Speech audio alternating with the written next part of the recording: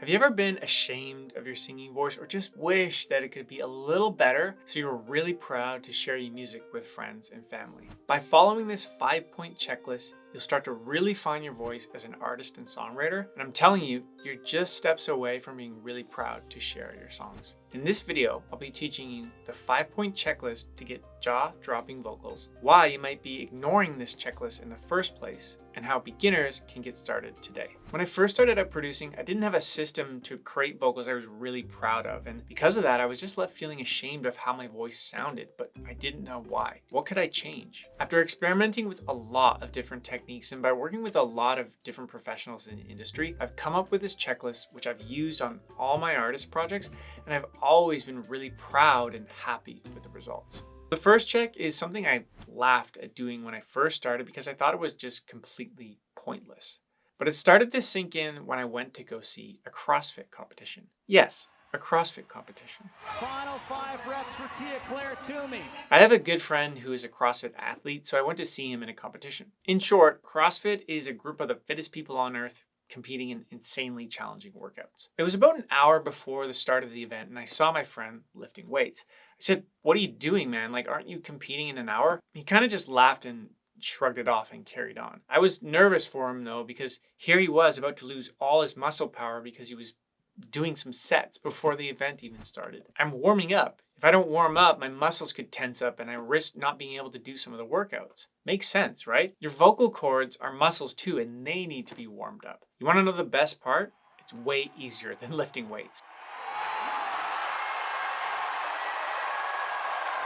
I like to do a 5 to 10 minute free vocal warm up on YouTube, and that's all I really need to do to get ready. Doing this gets your voice warmed up to hit the high notes and low notes, but also to find your pocket and rhythm with the groove as well. So this moves nicely into check number 2, which is comfort. If you're like me, you don't want to sing in the morning, but maybe you'd rather sing in the afternoon. Maybe you'd prefer to sing at night too. I worked with one producer who had an artist that only recorded vocals at 3 a.m. after a bottle of whiskey. Whatever gets the results. Milk was a bad choice. So comfort is not just about the timing of the day, but also about position too. Most singers get the best results standing up, but I've also seen some singers sit down, or even lie down too. Besides that, I hate to sing after eating, so I make sure that I'm in my groove on an empty stomach. Now, that's definitely something you wouldn't want to tell an athlete. The third check is by far the most important because it's where things go down. Honestly, if you don't get this check right, then you might as well stop and start over because it has such a massive impact. Getting the right mood to your song will have a huge impact on the quality of your vocal. So let's break down mood into 2 pieces. Piece 1, we have your actual physical mood, right? During the time of your singing. Are you excited, sad, happy, tired? Piece 2 is we have the mood of the song itself from the perspective of the character in your song. Is the song upbeat, happy, sad, dark, dancey? Sometimes your physical mood will match the mood of your song, which is great. Leverage that. For example, if you have a sad song and you happen to be sad, then I think you can get a really strong emotional performance versus being super happy and trying to be sad. The alternative is trying to get into the right mood of the song no matter what mood you're in at the current moment. You have to find the right mood before you start singing, but to help you, here's some questions that you can ask yourself. What is the general emotion of the song you're trying to convey?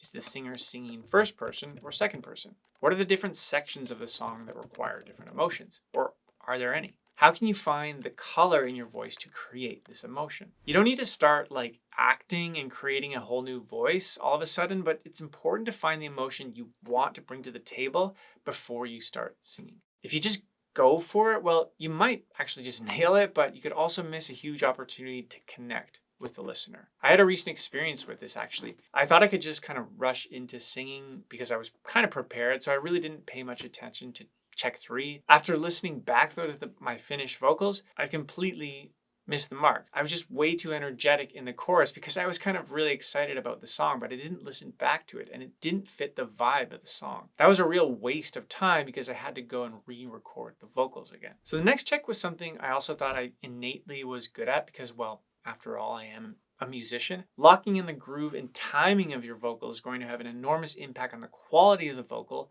and the satisfaction the listener gets to it as well. But it's natural to miss this when you're singing, which is why it's really important you look for this check while you're recording your vocal. An out-of-time vocal can sound awkward and frustrating, just like an out-of-time guitar or drum track that might sound bad. So the timing of your vocal will depend on the vocal melody, right? And you've written the vocal melody, so you should know it well. Or if you didn't write the song, practice the melody before you start singing so that you're nailing the timing of the performance. There's like a lot of wizardry that you can do while you're editing vocals in Logic Pro, but the more magic that you can capture in the recording, the happier you're going to be, and honestly, the happier the listener will be too.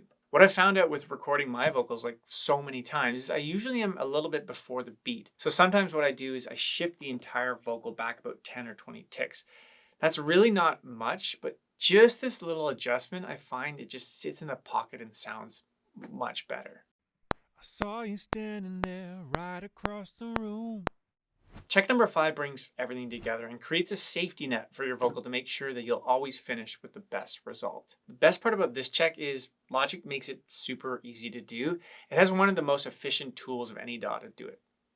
Go Logic. In an ideal world, you get a lot of takes so that you have enough options to make a killer sounding vocal comp. Use the Logic Pro take folders and aim for about 7 to 10 takes.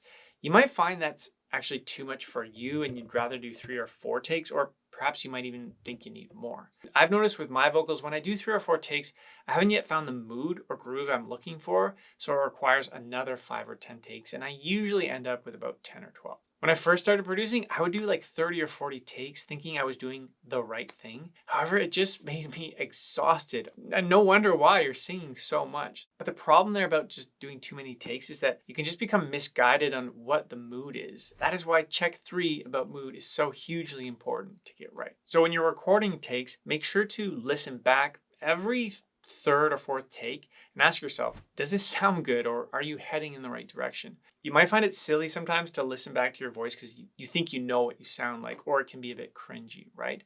Because it's you. No one really likes the sound of their own voice. But even though you think you might know what you sound like, you need to have an objective lens. Listening back with objective ears and with the music will allow you to generate an opinion to see if you nailed it or not. Or if you're working with a producer, that's the producer's job to give you that feedback, every 3 or 4 takes. Or if it's really bad, right away. This 5-point checklist is the most important part to getting jaw-dropping vocals. But now's the time to make your vocals pop and punch with different effects like compression and reverb.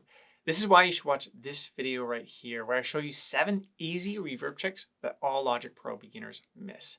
I used to make these vocal reverb mistakes so many times without even knowing it was killing my songs. Man, I'm kind of glad I finally figured them out.